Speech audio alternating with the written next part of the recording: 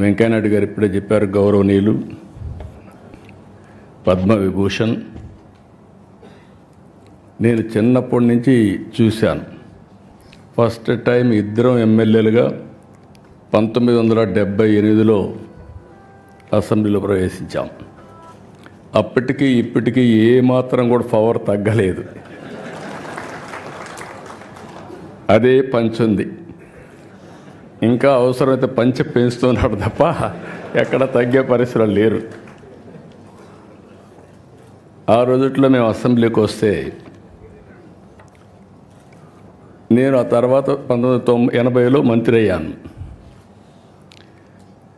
ఎవరైనా సరే అసెంబ్లీలో ముఖ్యమంత్రితో సహా మంత్రులతో సహా భయపడతారంటే అప్పుడు వెంకయ్యనాయుడు గారికి, జైపాల్ రెడ్డికి భయపడేవాళ్ళు. జైపాల్ రెడ్డి గారు ఇంగ్లీష్లో మాట్లాడేవారు, వెంకయ్యనాయుడు అచ్చ తెలుగులో అప్పటికి ఇప్పటికీ అదే పందాలో మాట్లాడుతున్నాడు.